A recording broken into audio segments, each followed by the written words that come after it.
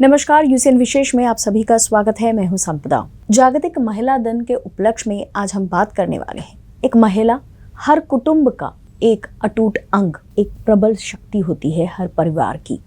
अगर ये महिला जरा भी बीमार हो जाए या उसे कोई भी तकलीफ सताए तो पूरा परिवार चिंतित रहता है, पूरा परिवार तकलीफ में आ जाता है।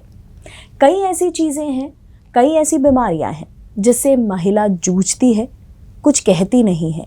आज ऐसी ही बीमारी के बारे में बात करेंगे और इलाज किस तरीके से इनकी तकलीफ पर किया जा सकता है, इसके बारे में बात करने के लिए आज हमने अपने स्टूडियो में आमंत्रित किया है doctor Praveen Sahave and doctor Pooja Praveen Sahave ji को, जो कि है directors Abhyudaya piles laser hospital. Sir, ma'am, आप दोनों का स्वागत है। और जैसे कि मैंने शुरुआत में ही कहा था कि महिला हर परिवार का एक प्रबल शक्ति, एक अटूट अंग होता है और अगर वो तकलीफ में आ जाए तो पूरा परिवार तकलीफ में आ जाता है, पूरा परिवार चिंतित रहता है। बवासीर ये एक ऐसी बीमारी है जिससे महिलाएं जूझती हैं और कई बार ऐसा होता है कि कुछ कह नहीं पाती है, छिपाने की कोशिश करती है, पर कभी कभार असह्य हो जाती है तकलीफ और फिर इलाज के लिए उन्हें यहाँ वहाँ भागना पड़ता है, दौड़ना पड़ता है। सर, आपसे सबसे पहले जानना चाहूँगी, बवासीर एग्जैक्टली होता क्या है? बवासीर, जिसको आम भाषा में मूढ़व्याध मराठी में कहा जाता है, इंग्लिश में पाइल्स के नाम से जाना जाता है। Piles means ball. जिस व्याधि में गुदभाग के जगह पर बॉल के जैसा या गोल मस्सा तैयार होता है उसको बवासीर कहा जाता है।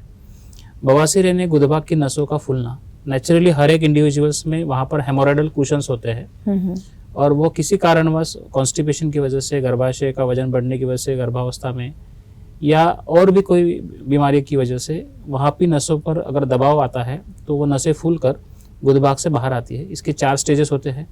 पहला, जिसमें खून आता है और कमोड में पूरा कमोड भरता है, इतना ब्लड आता है। ये पाइल्स का पेनलेस ब्लीडिंग ये मुख्य लक्षण होता है।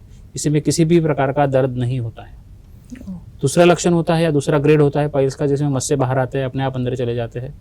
तीसरा, मस्से जो मोशन करते समय बाहर आते हैं और उसको हाथ से अंदर डालना पड़ता है। और चौथी स्टेज होती है जिसमें मस्से हमेशा के लिए बाहर रहते हैं। तो ये 4 स्टेज पाइल्स या बवासीर की होती है। आम भाषा में किसी को भी अगर वहाँ पर होने वाली कोई तकलीफ होती है तो सबको लगता है कि मुझे पाइल्स हुआ है, पर ऐसा नहीं है। वहाँ पर और भी अन्य बीमारियाँ, 30 प्रकार की बीमारियाँ हो सकती है। इसलिए उसका निदान सही समय पर करना और सही समय पर उपचार करना अत्यंत आवश्यक है। जैसा आपने बताया कि पेनलेस होता है तो उसका जाहिर है पता भी थोड़ा देरी से ही चलता होगा। मैडम, आपसे जानना चाहूंगी, जैसे अभी सर ने बताया कि बवासीर क्या होता है और साथ ही साथ सर ने ये भी कहा कि इसके अलावा अन्य भी बीमारियां, तो आपसे जानना है कि महिलाओं में बवासीर के अलावा और कौन सी ऐसी बीमारियां हैं जो वहाँ गुदभाग में हो सकती है? सबसे पहले तो हम 8 मार्च को जागतिक महिला दिन मनाते हैं, तो मैं जितने भी हमारे दर्शक हमको सुन रहे हैं, देख रहे हैं, मैं उन्हीं सभी को महिला दिन की हार्दिक शुभकामनाएं देती हूँ। और जैसा आपने मुझे पूछा कि महिलाओं में होने वाली गुदभाग की जो बीमारियां हैं, तो उसमें सबसे पहले तो फिशर मतलब गुदभाग कटना। दूसरा होता है फिस्टुला, यानी वहाँ पर फोड़ा बनना, जिसको भगंदर कहते हैं। पेरियानल एब्सेस यानी बाल तोड़। और दूसरा होता है एनल स्ट्रिंचर, जो गुदभाग होता है वो छोटा हो जाता है। और वहाँ पर गुदभाग में महिलाओं में होने वाला कैंसर, ये सारी चीजें, इतनी सारी बीमारियां हैं जो गुदभाग में महिलाओं को भी हो सकती है। बवासीर तो एक ऐसी चीज है कि ज्यादातर लोग उसके बारे में जानते हैं, लेकिन ये इतनी सारी बीमारियां जो अभी आपने बताई उसके बारे में बहुत कम लोग जानते होंगे या शायद हम लोग उतना ध्यान भी नहीं देते हैं इस बारे में। सर, आपसे जानना है कि बवासीर होने के कारण क्या होते हैं, मतलब क्यों होता है बवासीर महिलाओं में और उपचार किस तरीके से किया जाता है? नॉर्मली हमारा जो ह्यूमन स्ट्रक्चर है, हम लोग, हमारा जो पृष्ठवंशीय प्राणी होते हैं जिनका जो बैकबोन है वो स्ट्रेट रहता है, ऐसे प्राणियों में वहाँ की जो गुदभाग की नसें होती है उसमें नेचुरली ही प्रोसेस जो प्रवाह है रक्त संवहन का वो ज़्यादा होता है। और कुछ नलिक वहाँ की जो नीला या रक्तवाहिनियाँ होती है उसमें जो झड़पें होती है या वाल्व्स होती है वो ना होने की वजह से, प्रेशर ज़्यादा होने से नसें फूलती है और इसकी वजह से महिलाओं में जो बवासीर होता है। मोस्टली गर्भाशय अवस्था में यूरेटरस का वजन बढ़ने से, गर्भाशय का वजन बढ़ने से, हार्मोन्स के लेवल प्रोजेस्टेरोन बढ़ने से और आयरन का सेवन करने से भी महिलाओं में ये प्रॉब्लम्स हमें पाई मिलती है। महिलाओं में थायराइड की जैसी बीमारियां हैं, तो थायराइड की वजह से कॉन्स्टिपेशन होता है, मलबद्धता होती है, इसकी वजह से बवासीर देखने के लिए मिलते हैं। और महिलाओं में अत्यधिक प्रमाण में अगर तीखा, मिर्च, मसाला, नॉनवेज खाने की अगर आदत है तो उसकी वजह से भी गुदा भाग में बवासीर हो सकते हैं। ये तो रही बवासीर की बात, लेकिन भगंदर भी होता है, तो उसके बारे में जानना चाहेंगे कि भगंदर होता क्या है और उसका इलाज किस तरीके से किया जाता है। महिलाओं में एक्चुअली भगंदर अगर 2 प्रकार के होते हैं। एक होता है लो एनल फिस्टुला जिसको कहा जाता है, यानी वो गुदा भाग के कुछ ही भाग तक सीमित रहता है या बिलो डेंटेट लेवल हमारी भाषा में इसको कहते हैं। और दूसरा होता है हाई एनल फिस्टुला जो डेंटेट लाइन के अबोव ओपनिंग खुलता है। फिस्टुला में होता क्या है कि एक नाली जैसा घाव बनता है जिसको एक्सटर्नल ओपनिंग और इंटरनल ओपनिंग होते हैं। पेशेंट में इसमें निरंतर पस वहाँ से आते रहता है, दर्द होता है, वेदना होती है और बार बार वहाँ पस जमा होके वो बाहर निकलता है और ये कई सालों तक चलते रहता है और ये पस या मवाद और अदर ब्रांचेस भी तैयार करते शरीर में फैल सकता है। तो मोस्टली महिलाओं की जो फिस्टुला होते हैं इसमें बहुत केयर लेना पड़ता है, क्योंकि अगर महिलाओं में एंटीरियर फिस्टुला है और वहाँ पर अगर स्फिंक्टर डैमेज होने की शक्यता ज़्यादा होती है, तो इसलिए एडवांस लेज़र ट्रीटमेंट है, एडवांस आयुर्वेद क्षारसूत्र थेरेपी है, एडवांस फिक्सेशन मेथड है। इसका इस्तेमाल हम लोग depending on the size, depending on the spread of the fistula ये हम लोग करते हैं। और मोस्टली हमारी जो लेज़र एडवांस पद्धति है इसमें किसी प्रकार की काटपीट नहीं होती है, इसलिए वहाँ की मांसपेशियों का जो नियंत्रण है वो जाने की शक्यता इसमें नहीं रहती है। तो इससे काफ़ी हद तक महिलाओं में होने वाले फिस्टुला को ट्रीट किया जाता है। मैडम, जैसे अभी सर ने कहा कि लेज़र ट्रीटमेंट होता है, तो आपसे जानना है कि कॉस्मेटिक लेज़र गायनेकोलॉजी ट्रीटमेंट जो है ये किस तरीके से ट्रीटमेंट होता है और ये किन बीमारियों में इसका इस्तेमाल किया जाता है। योनि भाग में विशिष्ट डायोड लेज़र के द्वारा वहाँ के टिश्यू को नॉन एब्लेटिव मतलब बिना स्पर्श किए जाने वाली ऐसी चिकित्सा की जाती है। वहाँ पर ऐसे किरणें हम देते हैं जो डीप पेनिट्रेट नहीं होती है, उसकी वजह से वहाँ का जो म्यूकोजा होता है वो सॉफ्ट होता है और हेल्दी होता है और ये वेदना रहित, जिसमें ना टाका लगता है, ना घाव होता है, ना चीरा रहता है। पेशेंट को एडमिट होने की जरूरत नहीं पड़ती। एक 10 से 15 मिनट का ये प्रोसीजर होता है। इसमें कोई प्रकार का एनेस्थीसिया देने की जरूरत नहीं पड़ती। और ये जो हम करते हैं इसकी 4 सेटिंग्स होती है, सेटिंग होती है जो कि 15 से 20 दिन के ड्यूरेशन में हम एक सेटिंग हम ऐसे अरेंज करते हैं पेशेंट्स के लिए। तो इसमें जैसे जो पेशेंट्स हैं, महिला पेशेंट्स, इसमें बढ़ती उम्र के साथ में हार्मोन्स की लेवल जो कम ज़्यादा होती है, योनि भाग में सूखापन आ जाता है, वेजाइनल एट्रोफी जिसको बोलते हैं, नॉर्मल डिलीवरी 1 से ज़्यादा बार होने की वजह से जो वहाँ की पेशियाँ वो ढीली पड़ जाती है, जगह जो ढीली पड़ जाती है, तो उसमें हम लेज़र ट्रीटमेंट करते हैं। और वैसे ही श्वेत प्रदर जिसको हम ल्यूकोरिया, वाइट डिस्चार्ज हम जो बोलते हैं, इस पे वहाँ पर होने वाली जो छोटी मोटी सिस्ट है, स्कार है, ये सारा हम लेज़र से हील कर सकते हैं। और वैसे ही महिलाओं में जैसे खांसते वक्त, छींकते वक्त पेशाब बाहर जाती है, यूरिनरी इनकॉन्टिनेंस, उसमें भी लेज़र का बहुत अच्छा फायदा होता है। तो इन सारी चीज़ों के लिए जो महिलाओं के खास ऐसी प्रॉब्लम्स हम मान सकते हैं, इन चीज़ों में लेज़र एक ऐसी ट्रीटमेंट है जिसमें कि आपको तकलीफ नहीं होती है, क्योंकि ज़्यादातर डर सबको वही होता है कि ऑपरेशन हो, यानी मतलब कट भी होगा, स्टिचेस भी होंगे और उसके बाद फिर आपको बहुत सारे केयर भी करनी है। तो इन सारी चीज़ों से शायद लेज़र ट्रीटमेंट की वजह से छुटकारा ही मिल जाता है और आपकी तकलीफ भी दूर हो जाती है।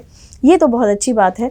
सर, आपसे ये मुझे अब जानना है कि आयुर्वेदिक क्षार सूत्र ये जो उपचार है इसके बारे में कि ये क्या होता है। आयुर्वेद में क्षार सूत्र चिकित्सा पद्धति पाइल्स, फिशर, फिस्टुला इन सारी बीमारियों के लिए बताई गई है। इसमें आयुर्वेद में एक अच्छा श्लोक दिया गया है कि कृश दुर्बल भीरुनाम नाड़ी मर्माश्रिता चया क्षार सूत्रेण ताम छिद्यात् न तु शस्त्रेण बुद्धिमान।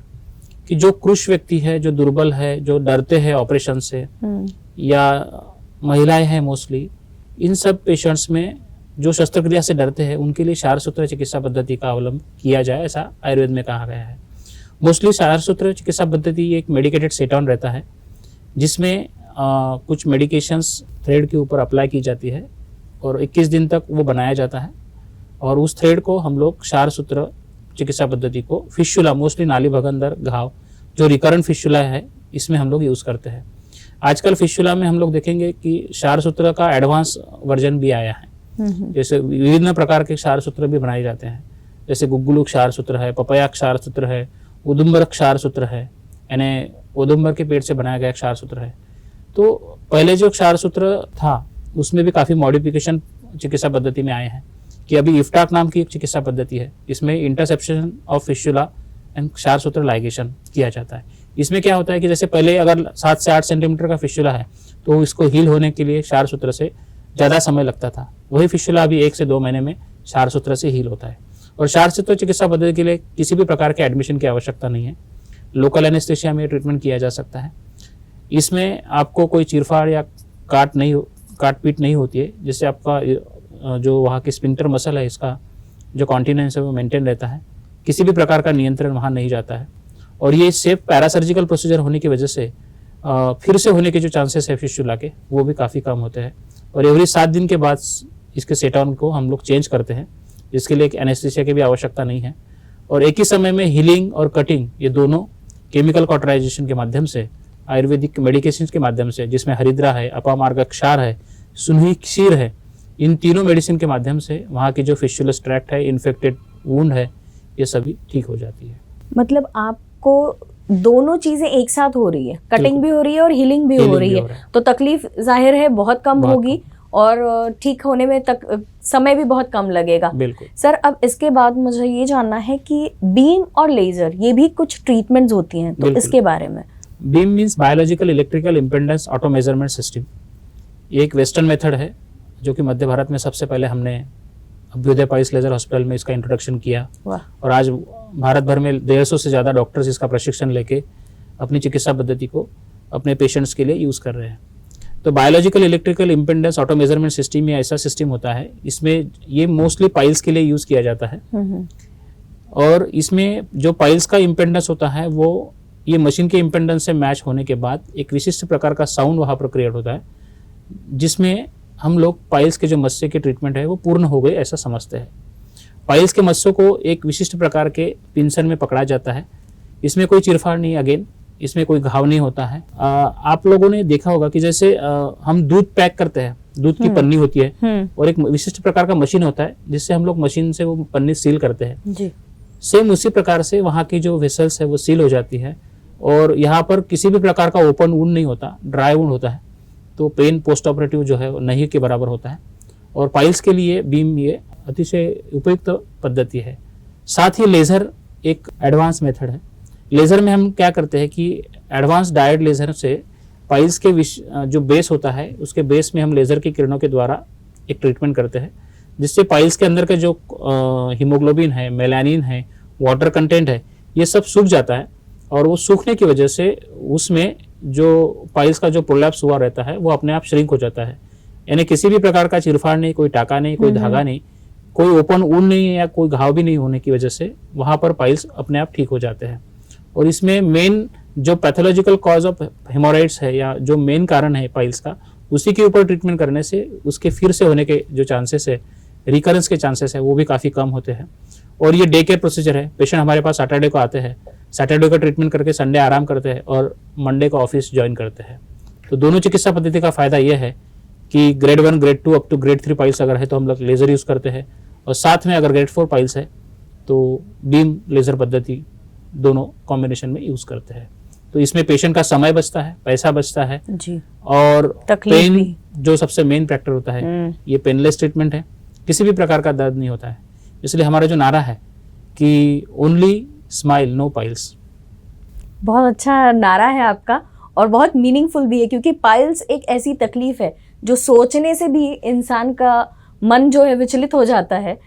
तो जिनको सहना पड़ता होगा तो वो तकलीफ तो खुद वही जानते होंगे। और आपने इतनी अच्छी ट्रीटमेंट इजाद की है कि जिसमें तकलीफ भी नहीं हो रही है पेशेंट को और समय भी बच रहा है, क्योंकि आज की तारीख में समय बचना भी बहुत ज़रूरी है हर कोई वर्किंग जो है उनके लिए। सर आगे ऐसा कि जैसे आपने कहा कि महिलाओं में मलबद्धता यानी हम जिसे कहते हैं कॉन्स्टिपेशन, वो और फिशर, ये दोनों भी बीमारियां होती है, तो इसके इलाज के बारे में कैसे?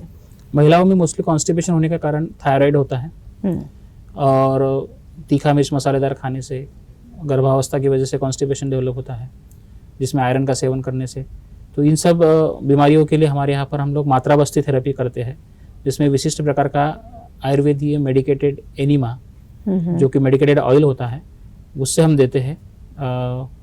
एनिमा देने से पेशेंट का जो कॉन्स्टिपेशन है, क्रोनिक कॉन्स्टिपेशन, वो ठीक हो जाता है। साथ ही में हमारे आयुर्वेदिक कुछ मेडिकेशन हैं जिसको हम लोग पेशेंट को खाने के लिए देते हैं। और हमने ज़्यादातर देखा है कि महिलाओं के साथ साथ छोटे छोटे जो गर्ल्स है, स्कूल गोइंग गर्ल्स है, बच्चे हैं, उनमें कॉन्स्टिपेशन की आदतें ज़्यादा मिलती है। इसका मेन कारण जंक फूड है, उनका लाइफस्टाइल है। अभी पिछले 2 साल से हम लोग घर में बैठे थे, इसकी वजह से अभी बच्चे स्कूल जाने लगे हैं। तो उनकी आदत को थोड़ा सा बदलने के लिए हमको समय लगेगा, क्योंकि 2 साल से हम लोग, हमारा जो रूटीन था वो काफ़ी अलग था, और अभी हमारा भगवान की कृपा से हम लोग अभी रूटीन में आने के लिए जा रहे हैं। तो हमारी बॉडी को भी वैसी आदत लग जाती है, तो हैबिचुअल कॉन्स्टिपेशन होना कॉमन है अभी। तो इसके लिए ज़्यादातर मनुका का सेवन करना, मनुका जो होता है, काला मनुका आप सेवन कर सकते हैं, किशमिश जिसको बोलते हैं, वो खा सकते हैं। और इसकी वजह से कॉन्स्टिपेशन से अगर फिशर का प्रॉब्लम हुआ है, इसको परिकृतिका आयुर्वेद में कहा गया है, इसमें दर्द होता है, जलन होती है गुद भाग में, और चीरा होने से वहाँ पर ब्लीडिंग भी हो सकता है। तो ऐसे समय में गर्म पानी में, कुनकुने पानी में बैठ के सिकाई करना, जिसमें हल्दी डाल के सिकाई किए, और तुरटी जो फिटकरी रहता है उसका पाउडर डाल के अगर बैठे तो ये काफ़ी हद तक आराम देता है। इसके अलावा हम लोग कुछ ऑइंटमेंट लगाने के लिए देते हैं, जैसे कि परवार्श क्रीम है जो कि हमारा रिसर्च प्रोडक्ट है, वो लगाने के लिए देते हैं। कुछ कैप्सूल्स है, मेडिसिन है, उसका अगर इनिशियल स्टेज में अगर सेवन करते हैं तो ये फिशर हील हो सकता है। और अगर एडवांस स्टेज बनी है, क्रोनिक फिशर कन्वर्ट हुआ है, तो ऐसे स्टेजेस में हम लोग एडवांस लेज़र ट्रीटमेंट करते हैं, जिसमें किसी भी प्रकार का दर्द नहीं होता है। डे केयर प्रोसीजर है, और फाइबर्स ऑफ स्फिंक्टर्स उसको लेज़र के माध्यम से लाइसिस किया जाता है, और इसकी वजह से जो फिशर है वो हमेशा के लिए ठीक हो जाता है। इतनी मतलब तकलीफ दे ऐसी बीमारी के लिए आपने इतना अच्छा इलाज ढूंढ निकाला है लेज़र पद्धति से। मैडम, मैं आपसे अब जानना चाहती हूँ कि जैसे थोड़ी देर पहले सर ने कहा था कि गर्भावस्था में भी बवासीर हो सकता है, तो अगर गर्भावस्था में बवासीर होता है तो उसका इलाज कैसे करते हैं? क्योंकि वो एक ऐसी अवस्था होती है महिलाओं की खास, कि जिसमें बीमारी तो ठीक है, लेकिन हम लोग दवाई वगैरह भी जनरली जैसे लेते हैं वैसे ले नहीं सकते। तो ऐसी बहुत सारी चीज़ें हैं जिनका ख्याल रखना पड़ता है। तो ऐसी कंडीशन में बवासीर जैसी अगर बीमारी है तो उसका इलाज कैसे करते हैं? जो गर्भावस्था है उसमें गर्भाशय का वजन बढ़ने की वजह से वहाँ की जो मांसपेशियां है उस पर प्रेशर बढ़ता है। और वैसे ही गर्भावस्था में जो महिलाएं हैं वो आयरन का सेवन करती है, प्रोजेस्टेरोन का जो लेवल है, हार्मोन लेवल, वो बढ़ता है। उसकी वजह से महिलाओं में मलबद्धता, वहाँ पर चीरा पड़ के वहाँ से ब्लीडिंग होना, ये सारी लक्षण हमें समझ में आते हैं। तो इसलिए हमारे जो अभ्युदय पाइल्स लेज़र हॉस्पिटल जो मनीष नगर रोड वाली जो ब्रांच है, वहाँ पर सबसे पहले तो हम पेशेंट आता है तो उसका निदान करते हैं। जैसे हमारे यहाँ पर पेशेंट आया तो उसके बाद में हम एडवांस दूरबीन द्वारा पेशेंट की हम पहले जांच करते हैं। उसके बाद जब निदान होता है उसके बाद पेशेंट को जो स्टेज है, जो पहली और दूसरी स्टेज होगी, तो आयुर्वेदिक मेडिसिन देते हैं। और रहा गर्भावस्था में, तो उसमें हम पेशेंट को पंचकर्म में बस्ती का सजेशन देते हैं। और उसके बाद में लैट्रिन से आने के बाद 15 से 20 मिनट तक के जितना सहन होता है उतने कोमट पानी में बैठने को कहते हैं, जिसे हम सिस्ट बाथ बोलते हैं। और जैसे हमारे रिसर्च प्रोडक्ट सर ने कहा ही है कि पाइलिडॉन, परवार्श जो प्रेगनेंसी में सेफ है, ऐसे मेडिसिन हम पेशेंट को प्रिस्क्राइब करते हैं। और आफ्टर डिलीवरी फिर पेशेंट का हम लेजर ट्रीटमेंट करते हैं, अगर उनका जो पाइल्स है वो 3rd या 4th स्टेज में हो तो। तो मतलब इस अवस्था में भी आप उनकी तकलीफ कम करने के लिए कुछ चीज़ें हैं जिससे उनकी जो बीमारी है बवासीर की या पाइल्स जिसे हम कहते हैं वो भी कम हो जाती है, और बाकी उनका कोई साइड इफ़ेक्ट या ऐसा कुछ इस कंडीशन के लिए जो भी केयर है वो भी आप करते हैं। मैडम, इतना अच्छा आप लोग हमारे जो व्यूअर्स हैं उनके लिए इतनी अच्छी अच्छी ट्रीटमेंट्स बता रहे हैं। अब आपसे ये जानना चाहूँगी कि आज हम महिला दिन के उपलक्ष्य में खासकर महिलाओं को होने वाली तकलीफ़ के बारे में बात कर रहे हैं, और आप हमेशा ही अपने पेशेंट्स के लिए कोई ना कोई नए कैंप्स ऑर्गेनाइज करते हैं। तो क्या महिला दिन के उपलक्ष्य में भी आपने ऐसा कुछ अरेंज किया है? बिल्कुल, हर साल हमारे यहाँ पर 8 मार्च से 15 मार्च तक के लेज़र ट्रीटमेंट में 50% डिस्काउंट का ऑफर होता है। तो इस साल भी मैं सारी महिलाओं से ये निवेदन करूंगी कि 8 से 15 मार्च तक हमारे यहाँ पर गुद रोग में होने वाली महिलाओं की बीमारी जैसे कि पाइल्स, फिशर, फिशुला, पेरियानल एब्सेस है, एनल स्ट्रिक्चर है, इस पर और साथ में कॉस्मेटिक गायनेकोलॉजी पर भी 50% डिस्काउंट हमने दिया हुआ है। तो मैं निवेदन करती हूँ कि ज़्यादा से ज़्यादा महिलाएं इसका लाभ आकर लें। लाभ लें। जी बिल्कुल, और हम उम्मीद करते हैं कि आपके इस कैंप में ज़्यादा से ज़्यादा महिलाएं आकर इसका लाभ उठाएगी और अपनी तकलीफ को दूर करने की पूरी कोशिश करेंगे। सर, जाते जाते अगर कोई संदेश आप देना चाहे। हमेशा मेरा ये सबसे पसंदीदा सवाल होता है, जाते जाते आप दर्शकों को क्या संदेश देना चाहेंगे। एक्चुअली आने वाला दिन 8 मार्च जागतिक महिला दिवस है और हमारी संस्कृति की है कि यत्र नारीस्तु पूजन्ते रमन्ते तत्र देवता। जिस देश में महिलाओं का सम्मान होता है वहाँ सदैव देवता निवास करते हैं। जी ऐसी हमारी संस्कृति है। हमारे देश में काफ़ी अच्छे इतिहास में उदाहरण हमें मिलते हैं कि वीरांगना हुई है जिन्होंने देश को चलाया है। रानी लक्ष्मीबाई है, माता जिजाऊ है जिन्होंने शिवाजी जैसे पुत्र को राष्ट्र निर्माण के लिए तैयार किया है। तो महिलाओं को मैं यही कहना चाहूँगा कि अपनी बीमारी की तरफ ध्यान दे। घर परिवार की तरफ ध्यान देते समय अपनी बीमारी को या अपने आप को समय देने के लिए आपको कम समय पड़ता है, पर अपने बीमारी को नज़रअंदाज ना करें। इनिशियल स्टेज में ही अपनी बीमारियों का निदान करें ताकि आपको किसी भी प्रकार के लेज़र ऑपरेशन की आवश्यकता ना पड़े। आपको अगर ऐसा लगता है कि मुझे कॉन्स्टिपेशन या बाकी समस्या है तो आप रोज़ नियमित रात को 3 चम्मच ग्राम हरितकी का सेवन आप कर सकते हैं। 3 ग्राम हरितकी का कुनकुने पानी के साथ सेवन कर सकते हैं, जिससे आपको कॉन्स्टिपेशन की समस्या नहीं होगी। साथ ही मनुका है, किशमिश है, अंजीर है, केला है आदि फ्रूट्स का भी सेवन कर सकते हैं। भरपूर पानी पिए। छाछ का सेवन आप कर सकते हैं। अभी गर्मी का सीज़न आ रहा है जी तो आप छाछ, दही इसका सेवन कर सकते हैं। खाने में हरी सब्जियों का सलाह ज़्यादा से ज़्यादा रखें। मोस्ट ऑफ द महिलाओं में एनीमिया की समस्याएं मिलती है, तो ऐसे महिलाएं आंवले का सेवन, आंवले का जूस, आंवले का मुरब्बा, आंवले का अचार भी आप खा सकते हैं। तो आपके खाने में ज़्यादा से ज़्यादा ड्राई फ्रूट्स नहीं तो वेजिटेबल्स, जो भी सीजनल वेजिटेबल्स होते हैं, फ्रूट्स होते हैं, उसका आप सेवन कर सकते हैं।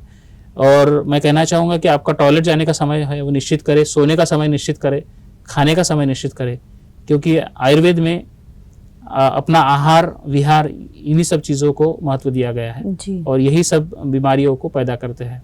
तो सुखी रहे, स्वस्थ रहे और आयुर्वेद को अपनाएं। धन्यवाद।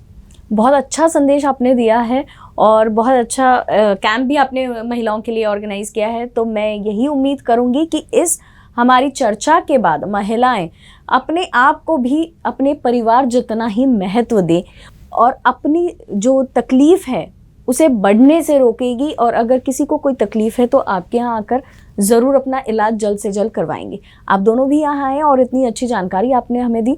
धन्यवाद।